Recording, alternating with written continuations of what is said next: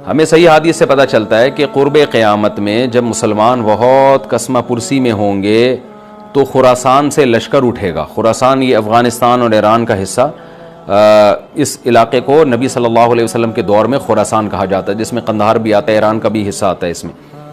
तो यहाँ से लश्कर उठेगा, मुजाहिदीन लड़ेंगे, बहुत बड़ी तादाद में दुनिया में जिहाद होगा, क्योंकि मुसलमान जुल्म की चक्की में पिस के तंग आ चुके होंगे। तो तलाश करेंगे हज़रत महदी को, क्योंकि हज़रत महदी वो शख्सियत हैं जिन पे तमाम नेक लोग जमा हो जाएंगे और वो मुसलमानों की मैदान जंग में कमांड करेंगे, जिहाद में कमांड करेंगे। तो उनको बैतुल्लाह में तलाश किया जाएगा। वो रसूलुल्लाह सल्लल्लाहु अलैहि वसल्लम की औलाद में होंगे और लोग उनको पहचान लेंगे, अहलुल्लाह पहचान कर उनको अपना अमीर बनाएंगे और उनकी क़यादत में फिर लड़ाई और जिहाद शुरू होगा। याजूज माजूज क़यामत की निशानियों में से एक बहुत बड़ी निशानी होगी, यानी ये इस बात की अलामत होगी कि अब क़यामत बहुत करीब है। तो हज़रत ईसा इब्न मरियम अलैहिस्सलाम जब नाजिल होंगे, मैं थोड़ी सी तरतीब बयान कर देता हूँ कि क्योंकि बात याजूज माजूज की चल रही है तो उससे मुंसलिक जो वाक़यात हैं जो उस दौर में होंगे वो भी मैं इसी लेक्चर के ज़िमन में बयान कर देता हूँ। वकान वादु रब्बी हक़्क़ा, और मेरे रब का वादा सच्चा है। वादे से मुराद क्या है?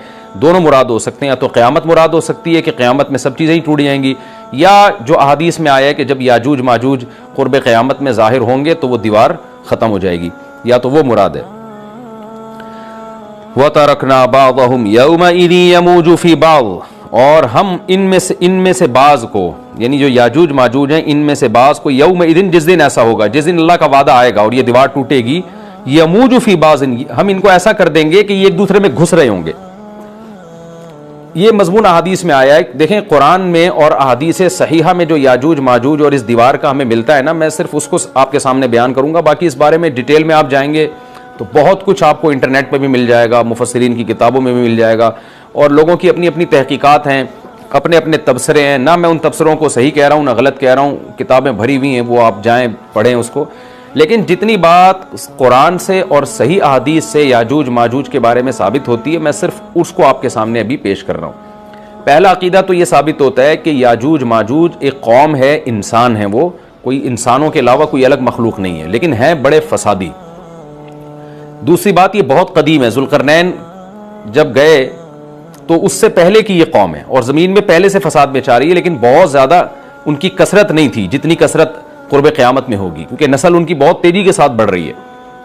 तीसरी बात यह है कि अल्लाह ने उनको दुनिया के किसी हिस्से में रख के छुपा दिया है। छुपाया इसलिए है कि उनके ज़ाहिर होने का एक टाइम है, और वो है हज़रत ईसा अलैहिस्सलातु वस्सलाम का दौर। हज़रत ईसा इब्न मरियम के दौर में याजूज माजूज ज़ाहिर होंगे।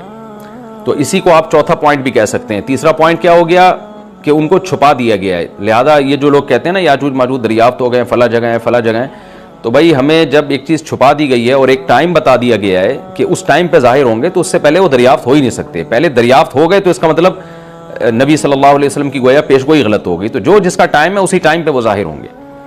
चौथी बात मैंने जैसे बताई कि हज़रत ईसा अलैहिस्सलातु वस्सलाम के दौर में वो ज़ाहिर होंगे। पाँचवीं बात, सही हदीस से ये बात साबित है कि याजूज माजूज वो जो दीवार बनी थी उसको चाटते रहते हैं, ख़त्म करते हैं। अब चाटना का जो लफ्ज़ हदीस में है उससे मुराद ज़बान से चाटना भी हो सकता है, और ये किनाया भी हो सकता है कि उसको ख़त्म करने की कोशिश में लगे हुए हैं। और ऐसे चाटना, जब हम कोई चीज़ चाटते हैं ना तो बहुत थोड़ी थोड़ी वो ख़त्म होती है। तो इतनी मोटी इतनी बड़ी दीवार है कि वो उन्होंने अपनी स्ट्रगल और अपनी मेहनत नहीं छोड़ी है, तो वो दीवार को किसी न किसी तरीके से घिसाई में उसके लगे रहते हैं। तो ज़बान से भी चाटना हो सकता है और किसी और तरीके से उसको ख़त्म करने की कोशिश भी मुराद हो सकती है। और हदीस में आता है कि एक दिन आएगा, वो जब ख़त्म होने वाली होती है ना, तो वो कहते हैं कि हम कल इसको दोबारा शुरू करेंगे और कल हम इसको ख़त्म कर देंगे। लेकिन वो अल्लाह ताला अपनी कुदरत से दोबारा उस दीवार को उतना ही मोटा कर देते हैं जितना ज़ुल्करनैन ने किया था। तो क़ुर्ब क़यामत में जब हज़रत ईसा अलैहिस्सलाम का ज़ुहूर होगा तो वो ये कहेंगे हम इंशाअल्लाह इसको कल ख़त्म करेंगे। तो इंशाअल्लाह का लफ्ज़ जब इस्तेमाल करेंगे, क्योंकि वो कौम है काफिर, वो अल्लाह पे एतमाद करना, अल्लाह पे तवक्कुल करना ये चीज़ नहीं है।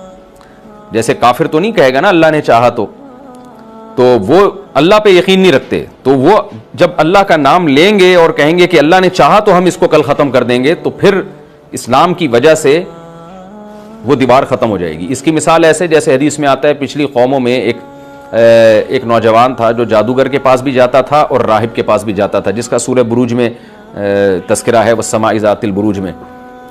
तो जब वो नौजवान पकड़ा गया, वो मुसलमान हो गया था, बादशाह ने उसको भेजा था जादूगर के पास कि जादू सीखे, लेकिन वो राहिब के पास जाता, ईसाइयत सीखी उसने और नेक मुसलमान बन गया। तो बादशाह ने उसको कत्ल करने की हत्तल इम्कान कोशिश की, मगर वो कत्ल नहीं हो पा रहा था। बादशाह उसने उसको पहाड़ पे भेजा अपने सिपाहियों को लेके कि पहाड़ से ले जाके इसको गिरा दो, लेकिन अल्लाह ने मदद की कि वो सिपाही गिर गया, ये बच गया। बादशाह ने हुक्म दिया इसको समंदर में ले जाके गर्क कर दो, वो सारे सिपाही गर्क हो गए, ये बच गया। तो किसी भी तरह से इसकी कत्ल की कोशिशें कामयाब नहीं हो रही थी। तो इसने बादशाह से कहा कि तू अगर मुझे कत्ल करना चाहता है ना, तो चौक पे खड़ा करके तीर मुझे मार और कहे कि बिस्मिल्लाही व रब्बी हादल गुलाम, इस नौजवान के रब के नाम से मैं इसको कत्ल करता हूं। तो अल्लाह का नाम लेके मुझे मारेगा तो मैं कत्ल हो जाऊंगा। नौजवान ये कुर्बानी इसलिए दे रहा था कि बादशाह जब पूरी पब्लिक के सामने अल्लाह का नाम लेगा तो लोगों को यकीन आ जाएगा कि भाई अल्लाह का नाम लेने से तो काम हो गया, और अल्लाह का नाम लिए बगैर काम नहीं हो रहा था। तो जो बादशाह अल्लाह को मानता नहीं था, आज उसको भी अल्लाह का नाम लेना पड़ा है। तो नौजवान ने यह कुर्बानी इसलिए दी कि बादशाह जब अल्लाह का नाम लेगा, लोगों को अल्लाह की ज़ात पे यकीन आएगा और लोग मुसलमान हो जाएंगे, ईसाइयत को कबूल कर लेंगे। तो उस नौजवान ने यह कुर्बानी दी और बादशाह ने अल्लाह का नाम लेके जब तीर मारा तो वो नौजवान शहीद हो गया, और लेकिन पूरा मुल्क मुसलमान हो गया, ईसाइयत कबूल कर ली। और सूरह बुरूज में फिर अल्लाह ने उनका तबसरा किया, उनका वाक़या बयान किया उनके बारे में कि कैसे बादशाह ने खंदक़ें खोद खोद के पूरी कौम को जो है वो जो दीन से पीछे नहीं हटे उनको किस तरह से आग में फेंक दिया उन सबको। तो इससे पता चलता है कि काफिर भी बाज़ दफ़ा जब अल्लाह का नाम लेता है ना तो उसको दुनियावी फ़ायदा हो जाता है। तो याजूज माजूज भी तंग आकर फिर अल्लाह का नाम लेंगे और कहेंगे अल्लाह ने चाहा तो हम इस दीवार को कल ख़त्म कर देंगे, और बिल आखिर वो दीवार ख़त्म हो जाएगी। फिर कुरान के अल्फाज हैं आगे कि जब ये दीवार ख़त्म होगी व तरकना बावहुम यौमइज़। अच्छा हाँ, मैं बता रहा था कि हदीस से क्या पॉइंट पता चलते हैं, तो ये 5 पॉइंट हो गए। छठा पॉइंट ये कि हज़रत ईसा ही के दौर में ये किसी वबा के ज़रिए हलाक हो जाएंगे। हज़रत ईसा अलैहिस्सलातु वस्सलाम इतने ज़्यादा होंगे कि इनसे लड़ना मुमकिन नहीं होगा, जैसे कि कुरान में भी आ रहा है व तरकना बावहुम यौमइज़ यमूजु फी बाज़, हम इनमें से बाज़ को बाज़ के अंदर घुसा देंगे। इतनी कसरत से एक दूसरे में ही नहीं, अब आबादी की कसरत बहुत होगी, इनकी घुसे हुए होंगे एक दूसरे में, ये जैसे चींटियां और मकोड़े होते हैं, तो इनसे लड़ना मुमकिन नहीं होगा। तो हज़रत ईसा अलैहिस्सलातु वस्सलाम लोगों को लेके कोहे तूर पे चले जाएंगे और बाकी मुसलमान वो अपने अपने घरों के अंदर बंद हो जाएंगे, और फिर अल्लाह की तरफ से एक वबा आएगी और उस वबा में ये सारे के सारे हलाक हो जाएंगे। और फिर जब हलाक हो जाएंगे तो इतनी ज़्यादा इनकी लाशें ज़मीन पे होंगी, इतनी ज़्यादा कि इंसानी आबादी इनकी लाशों से मुताफिन होना और बीमार होना शुरू हो जाएगी, इनकी लाशों से बदबू उठेगी, और ज़ाहिर है इंसान होंगे ये, तो उसकी वजह से जो ज़मीन का माहौल ख़राब होगा। फिर हज़रत ईसा अलैहिस्सलातु वस्सलाम अल्लाह से दुआ मांगेंगे कि अल्लाह ताला इनको किसी तरह ठिकाने लगाए, कोई इंतज़ाम करे। तो फिर हदीस में आता है बारिशें होंगी और सैलाब आएंगे और उनकी लाशें बह बह के पानियों में जाके समंदरों में जाके ख़त्म हो जाएंगी। अल्लाह ताला उनको इस तरह से ठिकाने लगाएगा। तो ये यहाँ तक जितने भी मज़ामीन हैं ये सही हदीस से साबित हैं। तो कुरान कहता है व तरकना बाज़हुम यौमइज़ यमूजु फी बाज़, हम इनमें से बाज़ को बाज़ में छोड़ देंगे, बहुत कसरत होगी। व नुफ़िख़ फ़िस्सूर, और फिर सूर फूका जाएगा। कुरान में तो ये कि सूर फूका जाएगा, ऐसे लग रहा है जैसे फ़ौरन फूका जाएगा, मगर अहादीस में तफसीर है कि फ़ौरन नहीं फूका जाएगा। याजूज माजूज क़यामत की निशानियों में से एक बहुत बड़ी निशानी होगी, यानी ये इस बात की अलामत होगी कि अब क़यामत बहुत करीब है। तो हज़रत ईसा इब्न मरियम अलैहिस्सलाम जब नाजिल होंगे, मैं थोड़ी सी तरतीब बयान कर देता हूँ कि क्योंकि बात याजूज माजूज की चल रही है तो उससे मुंसलिक जो वाक़यात हैं जो उस दौर में होंगे वो भी मैं इसी लेक्चर के ज़िम्मन में बयान कर देता हूँ। हमें सही हदीस से ये पता चलता है, कि क़ुर्ब क़यामत में जब मुसलमान बहुत कसमा पुरसी में होंगे तो खुरासान से लश्कर उठेगा। खुरासान ये अफ़गानिस्तान और ईरान का हिस्सा, इस इलाके को नबी सल्लल्लाहु अलैहि वसल्लम के दौर में खुरासान कहा जाता है, जिसमें कंदहार भी आता है, ईरान का भी हिस्सा आता है इसमें। तो यहाँ से लश्कर उठेगा, मुजाहिदीन लड़ेंगे बहुत बड़ी तादाद में, दुनिया में जिहाद होगा क्योंकि मुसलमान जुल्म की चक्की में पिस के तंग आ चुके होंगे, और लड़ते लड़ते हदीस में आता है इतनी बड़ी बड़ी लड़ाइयाँ होंगी कि 1/3 मुसलमान शहीद हो जाएंगे उसमें, 1/3 मुजाहिदीन जो लड़ने वाले होंगे, और 1/3 जो होंगे वो मैदान जंग से भाग जाएंगे, और 1/3 को अल्लाह फतह अता फरमाएगा। तो जो 1/3 मैदान जंग से भाग जाएंगे, नबी सल्लल्लाहु अलैहि वसल्लम ने फरमाया उनकी तौबा कभी कबूल नहीं होगी। जो 1/3 शहीद हो जाएंगे वो अफजल तरीन शुहदा होंगे उस वक्त के, और 1/3 को अल्लाह ताला गलबा अता फरमाएंगे। एक वाक़या तो हमें क़ुर्ब क़यामत में नबी सल्लल्लाहु अलैहि वसल्लम से ये मिलता है सही हदीस से। दूसरा हमें ये मिलता है कि क़ुर्ब क़यामत ही में मुसलमान कसम पुरसी का शिकार होंगे, तो तलाश करेंगे हज़रत महदी को, क्योंकि हज़रत महदी वो शख्सियत हैं जिन पे तमाम नेक लोग जमा हो जाएंगे और वो मुसलमानों की मैदान जंग में कमांड करेंगे, जिहाद में कमांड करेंगे। तो उनको बैतुल्लाह में तलाश किया जाएगा। वो रसूलुल्लाह सल्लल्लाहु अलैहि वसल्लम की औलाद में होंगे और लोग उनको पहचान लेंगे, अहलुल्लाह पहचान कर उनको अपना अमीर बनाएंगे और उनकी क़ियादत में फिर लड़ाई और जिहाद शुरू होगा। और ये लड़ाई जब दिमिश्क में लड़ाई हो रही होगी तो दिमिश्क में असर की नमाज के वक्त हज़रत महदी, मैंने जो ये कहा कि दिमिश्क में लड़ाई हो रही होगी, मकसद ये नहीं है कि दिमिश्क कोई मैदान जंग बना हुआ होगा, मकसद ये है कि वो मुजाहिदीन का लश्कर दिमिश्क में होगा असर की नमाज के वक्त। लड़ाई चाहे किसी और मैदान में हो रही हो, लेकिन हदीस में हमें दिमिश्क का तस्करा मिलता है। तो दिमिश्क में हज़रत शाम का तस्करा मिलता है और जो कराइन हमें मिलते हैं वो दिमिश्क की एक खास मस्जिद है। वो मस्जिद हज़रत मुफ्ती तकी उस्मानी साहब और मुफ्ती रफ़ी उस्मानी साहब ने उसको हाईलाइट भी किया, लेकिन वो यकीन ही नहीं है, ये खूब समझे, उन्होंने उसका भी तबसरा किया कि इसके बारे में कोई यकीन नहीं है। तो हज़रत महदी असर की नमाज पढ़ा रहे होंगे, लोग इमामत में आपके पीछे खड़े होंगे, यहाँ तक कि मस्जिद के मीनार पर, आज भी वो मीनार मौजूद है जिसके बारे में गालिब गुमान है कि ये वो मीनार है जहाँ हज़रत ईसा अलैहिस्सलाम नाजिल होंगे। गालिब गुमान के दर्जे में कहा जा सकता है, वरना फिर उसी के अड़ोस पड़ोस में कोई मस्जिद होगी। मेरा अगर शाम जाना हुआ तो इंशाअल्लाह मैं इरादा है कि मैं व्लॉग में उस मस्जिद का भी तस्करा करूँगा, उस जगह का भी तस्करा करूँगा, लेकिन मैं पहले ये बात बता दूँ कि वो 100% यकीनी नहीं है। ऐसा ना हो कि उस मस्जिद के मीनार पर चढ़ के लोग जो है वो उसके कोई मीनार को ही चाटना शुरू कर दें तबर्रुक के तौर पर। तो असर की नमाज का टाइम होगा, हज़रत ईसा इब्न मरियम अलैहिस्सलातु वस्सलाम फरिश्तों के कंधों पे हाथ रख के नीचे उतरेंगे नमाज के टाइम पे, यानी आसमान से मीनार तक आएंगे और फिर मीनार से आपके लिए सीढ़ियाँ लगाई जाएंगी, सीढ़ियों के ज़रिए मीनार से नीचे उतरेंगे और लोग उनको पहचान लेंगे।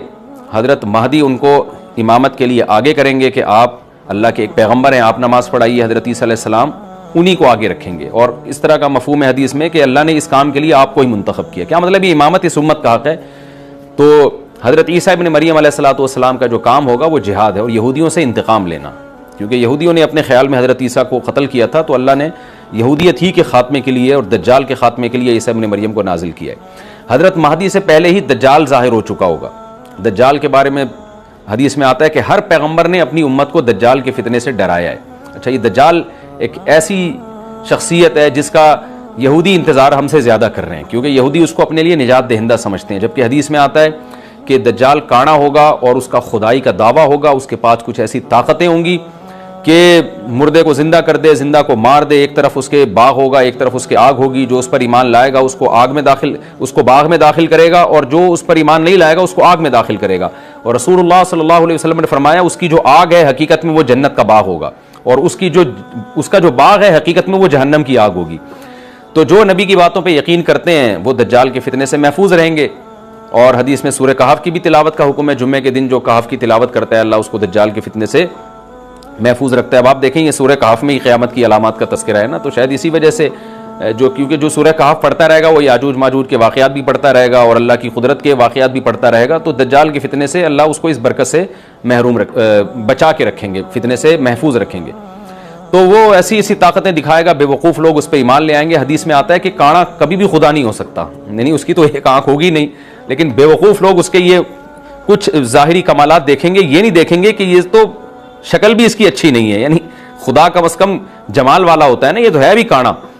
और उसके बड़ा बड़ा काफिर भी लिखा हुआ होगा वाज़े तौर पर, जिससे पता चलेगा। लेकिन अहमक और बेवकूफ़ लोग जैसे रूहानी आमिल को कुछ शोबदे देखकर उन पे से मुतासिर हो जाते हैं ना, रूहानी आमिलों के शोबदे देख के, तो ऐसे ही दज्जाल के शोबदे देख के मुतासिर होंगे। तो बहुत लोगों को, खलकत को, बहुत बड़ी उम्मत को गुमराह करेगा दज्जाल। अहलुल्लाह को अल्लाह ताला उसके फितने से महफूज रखेगा। फिर हज़रत ईसा इब्न मरियम जब नाजिल होंगे तो वो दज्जाल को कत्ल करेंगे। हदीस में आता है कि नेज़े के ज़रिए घोड़े पे बैठ के कत्ल करेंगे। उलमा ने इस हदीस का दो मतलब बयान किए हैं कि या तो इसका मतलब यही है कि वाकई घोड़े पे बैठेंगे, नेज़ा इस्तेमाल करेंगे और ज़मीन जो है वो इतनी पहले उससे जंगें हो चुकी होंगी कि लोग दोबारा तलवारों घोड़ों की तरफ आ जाएंगे। इस बात का इम्कान है, हर मुल्क एटमी ताकत बन चुका है, तो अगर ये एटम बम सारे मुल्क आपस में चला दें तो हम दोबारा गधे घोड़ों वाली ज़िंदगी पर आ जाएंगे, टेक्नोलॉजी सारी तबाह बर्बाद हो जाएगी, इंसान की तरक्की। तो इस बात का भी इम्कान है कि कोई इससे पहले हो सकता है कोई ऐसी जंग अजीम हो कि इंसानियत दोबारा पहाड़ों पत्थरों के दौर में आ जाए। लेकिन जाहिर ये मालूम होता है कि रसूलुल्लाह सल्लल्लाहु अलैहि वसल्लम ने जो कलाम किया है, जाहिर है उस दौर के लिहाज से जो लोगों के, जहाँ तक जो लोगों की मेंटल अप्रोच है वहाँ तक, तो नबी सल्लल्लाहु अलैहि वसल्लम मिसाइल या और टैंकों का तस्करा करते तो क्या समझ में आता? तो घोड़े से मुराद है जो उस जमाने का घोड़ा होगा, और नेज़े से मुराद है उस जमाने का जो असलहा होगा, क्योंकि नेज़ा नबी के दौर का एक मुनासिब असलहा था और घोड़ा नबी के दौर की मैदान जंग की एक मुनासिब सवारी थी। तो इससे ये भी पता चलता है कि हो सकता है ईसा इब्न मरियम नेज़े के बजाय क्लाशनकोफ का इस्तेमाल कर लें, तो यानी वो नेज़ा जो है वो उस क्लाशनकोफ की या जो भी असलहा उस वक्त हज़रत ईसा इब्न मरियम इस्तेमाल करेंगे उसकी एक ताबीर है। तो इसका भी पूरा पूरा इम्कान है। तो हमें बहरहाल इतना ईमान हमारे लिए ज़रूरी है कि दज्जाल को कत्ल करने वाली जो ज़ात है, जो शख्सियत है, वो ईसा इब्न मरियम अलैहिस्सलातु वस्सलाम है। तो हज़रत ईसा के ज़रिए अल्लाह ताला दज्जाल को कत्ल करेंगे और हज़रत ईसा की क़ियादत में ज़बरदस्त जिहाद होगा।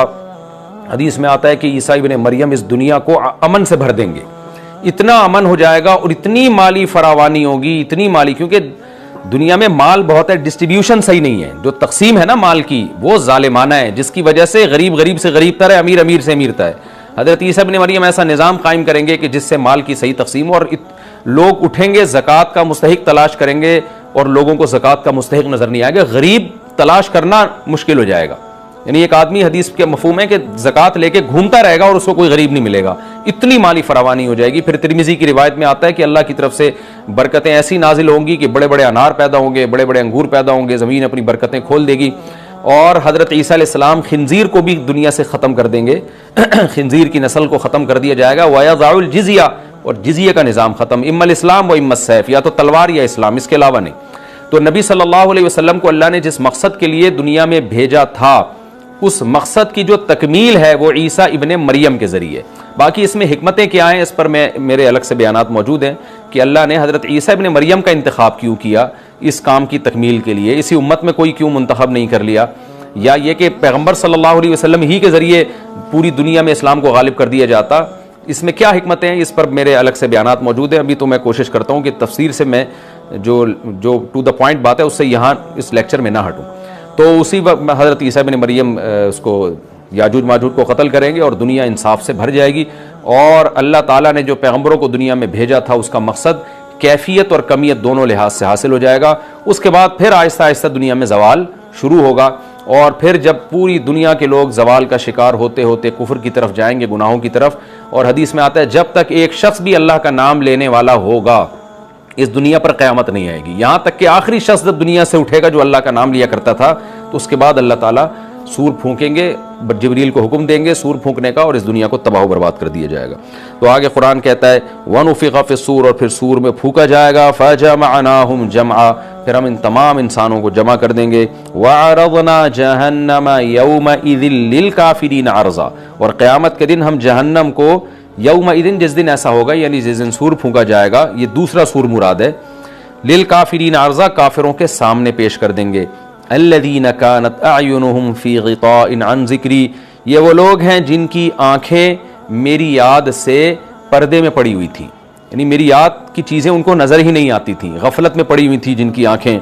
वकानू ला यस्ततीऊन समआ, और ये सुनने की सलाहियत भी नहीं रखते थे, ना हक़ बात सुनते थे ना हक़ देखते थे, बस अपने ख्वाहिशात की जो चीज़ें हैं वो इनको अच्छी लगती थीं और वही इनको समझ में आती थी। तो ये हमारा रुकू अल्हम्दुलिल्लाह कंप्लीट हो गया। इस रुकू में हमें बहुत सारे असबाक मिलते हैं, मैं नंबर वार उसको मुख्तसरन बयान कर देता हूँ। पहली बात तो ये कि देखें अल्लाह ताला ने कैसे कैसे बादशाह दुनिया में भेजे हैं और कितने पावरफुल बादशाह। हज़रत ज़ुल्क़रनैन का नाम ही कर्न वाला, दो किनारों वाला, ज़मीन के बहुत बड़े हिस्से को हज़रत ज़ुल्क़रनैन ने फतह किया। और अल्लाह के नेक बंदे कैसे अल्लाह के रास्ते में लड़ते रहे हैं। तो ये जो लोग बैठ जाते हैं ना बस इबादत करो और लड़ाई वड़ाई इस्लाम में है ही नहीं, ये दुनिया में कोई भी अक्लमंद इस नज़रिए का हामी नहीं होगा। तो ताकत और क़ुव्वत की इस्लाम में बहुत ज़्यादा अहमियत है। इससे हमें ये भी पता चलता है कि अपने मुल्क की, ख़ास तौर पर इस्लामी मुल्क की जो फ़ौजी क़ुव्वतें हैं, जो फ़ौजी ताकतें हैं, उनकी हमें कदर करनी चाहिए। क्योंकि अगर कोई भी मुल्क अस्करी लिहाज से कमज़ोर हो जाए, क्योंकि अल्लाह ताला तो जो अस्करी लिहाज से ताकतवर कौमें थीं, अल्लाह ने उनका कितना तस्करा किया, हाँ वो अल्लाह के बागी ना हो। तो इस्लामी मुल्क में कोई भी इस्लामी कंट्री है, चाहे सऊदी अरब है, चाहे पाकिस्तान है, चाहे तुर्की है, कोई भी इस्लामी कंट्री है, उसकी फ़ौज की कदर करनी चाहिए, क्योंकि उसी की वजह से मुल्क का बॉर्डर महफूज होता है। अगर मुसलमान अस्करी लिहाज से कमज़ोर होना शुरू हो जाए तो काफिर हमें गाजर मूली की तरह काटना शुरू कर दें, इस्लाम दुश्मन कुव्वतें हमें खा जाएं, ख़त्म कर दें हमें खा के, तो नेक कुव्वतों को अपनी बका के लिए हमेशा से एक असलहे की और ताकत की ज़रूरत रहती है। इसकी अहमियत इस्लाम में बहुत ज़्यादा है। मूसा अलैहिस्सलातु वस्सलाम के बाद कितने बड़े बड़े जंगी कमांडर पैदा हुए। जुल्करनैन का अल्लाह ने कैसा तस्करा किया। जुल्करनैन की इबादत का कहीं भी तस्करा नहीं, हालांकि वो बड़े इबादत गुजार भी थे। दाऊद अलैहिस्सलाम की इबादत का तस्करा भी है, उनकी तलवार और ताकत का तस्करा भी है। तो अल्लाह ताला जहां इबादत का तस्करा करते हैं तो ताकत और कुव्वत का भी तस्करा करते हैं। इससे अस्करी लिहाज से अपने आप को मजबूत करने की अहमियत का हमें पता चलता है कि इस्लाम में इसकी बड़ी अहमियत है। तो किसी भी इस्लामी मुल्क की फौज का मोराल किसी भी लिहाज से डाउन नहीं होना चाहिए और अस्करी लिहाज से वो किसी भी लिहाज से कमजोर नहीं होनी चाहिए, और उसको चाहिए कि आइदु लहुम मस्ततातुम मिन कुव्वा पर अमल करे, कि कुरान कह रहा है रोज बरोज अपनी ताकत और कुव्वत में इजाफा करने की कोशिश करो। इससे मुस्लिम कौम को कभी भी गाफिल नहीं होना चाहिए, और कोई भी ऐसा काम जिससे मुसलमान कुव्वतें और ताकतें कमजोर होना शुरू हो जाएं, इस काम से हमें बचना चाहिए। दूसरी बात हमें यह पता चली कि अल्लाह ताला ने अहले इस्लाम के जिम्मे पूरी दुनिया की जिम्मेदारी लगाई है, किसी एक मुल्क की नहीं। जितने भी पैगंबर आए हैं जब वो दुनिया फतह करना शुरू की है तो कहीं रुके नहीं है वो कि भाई यहां तक, इससे आगे नहीं जाना। उनकी सलाहियत ही खत्म हो गई हो, वसाइल ही खत्म हो गए हो तो अलग बात है। तो पूरी दुनिया है जिसमें अल्लाह के दीन को गालिब करना है। अब उसका तरीका क्या होगा, जाहिर है जो जिस जमाने में सूटेबल तरीका हो वो इख्तियार किया जाएगा। तो हज़रत ज़ुल्करनैन पहले इंतहाई मशरिक की तरफ गए हैं जहां सूरज निकलता है, तो वहां से जहां से आबादी शुरू हो रही है, और उनका ख्याल था कि अब आगे आबादी नहीं है, तो फिर जाके स्टॉप किया है। मगरिब में भी ऐसे ही, शुमाल में भी ऐसे ही। तो हमें जब देखते हैं कि जब सहाबा कराम ने दुनिया फतह करना शुरू की है तो हमें मुसलमान कमांडरों में भी ऐसे वाक़यात मिलते हैं कि वो इलाके फतह करते करते समंदर के किनारे पहुंचे और उन्होंने समंदर को देख के कहा कि तेरे आगे भी आबादी होती ना तो हम अल्लाह का कलमा वहां भी बुलंद करते। तो ये दौर था मुसलमानों का, और ये ईसा इब्न मरियम दोबारा फिर वही करेंगे, पूरी दुनिया को फतह करेंगे। तो हज़रत ज़ुल्करनैन के इस वाक़े से पता चलता है कि पूरी दुनिया की जिम्मेदारी अल्लाह ने हमेशा से अहलुल्लाह पे लगाई है, और वो पूरी दुनिया में अल्लाह के दीन को गालिब करने की कोशिश में हमेशा से लगे रहें। तीसरी बात हमें पता चलती है कि असबाब और वसाइल की अहमियत।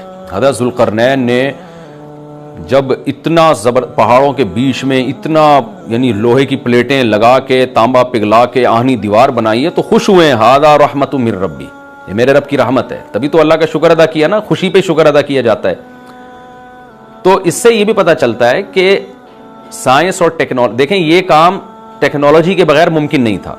तभी तो उस कौम ने कहा ना ज़ुल्करनैन से कि हम पैसे आपको देंगे, लेकिन हमारे पास वो वसाइल नहीं है, वो टेक्नोलॉजी नहीं है हमारे पास।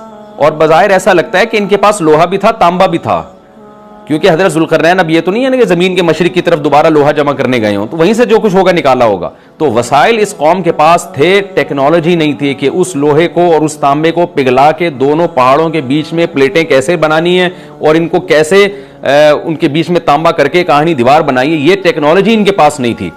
तो इससे हमें टेक्नोलॉजी की वैल्यू का भी पता चलता है। आज मुसलमान इसमें भी बहुत पीछे चले जा रहे हैं और इसको मजहब समझना शुरू कर दिया है, तो ये बात भी गलत है। हज़रत ज़ुल्करनैन ने इतनी ताकत और क़ुव्वत का इस्तेमाल किया और इतने ज़बरदस्त तरीके से उस वक्त जो भी उस सूटेबल टेक्नोलॉजी थी उसका इस्तेमाल करके दो पहाड़ों के बीच के रास्ते को बंद कर दिया और इस पर खुशी मनाई हज़रत ज़ुल्करनैन ने। ये नहीं कहा कि भाई इससे कुछ भी नहीं होता, असल में तो बस इंसान को चाहिए कि वो अल्लाह अल्लाह किया करे बैठ के, और ये क्या अल्लाह से बस मदद मांगो, अल्लाह ही। याजूज माजूज के बारे में उनको कह देते हैं ज़ुल्करनैन कि तुम सब रात को तहज्जुद में उठ के दुआएं मांगो, अल्लाह याजूज माजूज से तुम्हें बचा लेगा। ना ना ना, हज़रत ज़ुल्करनैन ने कहा दुआएं भी मांगो, यकीनन हुक्म दिया होगा दुआएं मांगने का, लेकिन हम पूरे असबाब और वसाइल इस्तेमाल करेंगे, लोहे की प्लेटें बनाएंगे, तांबे को पिघलाएंगे, ऊपर चढ़ाएंगे और इस तरह से पूरी मजबूत दीवार बनाएंगे। आज मुसलमान हाथ पे हाथ रख के बैठ गया है और वजीफ़ों में और जो है बस वो चंद सुबह शाम के वजीफ़े पढ़ के वो समझता है कि सारी दुनिया के सारे मसाइल का हल इससे हो जाएगा। ऐसा नहीं है, आपको बहुत ज़्यादा तरक्की करनी है, बहुत ज़्यादा असबाब व वसाइल में आपको गैर मुस्लिमों से आगे निकलना है। जैसे कि कुरूर ऊला का मुसलमान निकला था, तभी अल्लाह ने उसके लिए दुनिया में फुतुहात के दरवाजे खोले थे। तो अल्लाह हमारे लिए फुतुहात के दरवाजे जब ही खोलेगा जब हम इबादत के साथ साथ साइंस और टेक्नोलॉजी के मैदान में भी आगे बढ़ने की कोशिश करें। और हमें कुर्ब क़यामत की अलामतें भी इस रुकू में पता चलती हैं। हमारा रुकू कंप्लीट हुआ। इंशाअल्लाह अगले एपिसोड में सूरह कहफ का 12वां रुकू यानी आखिरी रुकू और 15वें पारे का तीसरा रुकू इंशाअल्लाह मैं शुरू करूँगा। अल्लाह ताला हमें समझने की, अमल की तौफीक अता फरमाए और फिर इंशाअल्लाह हमारी सूरह कहफ ख़त्म हो जाएगी। वमा अलैना इल्लल बलाग।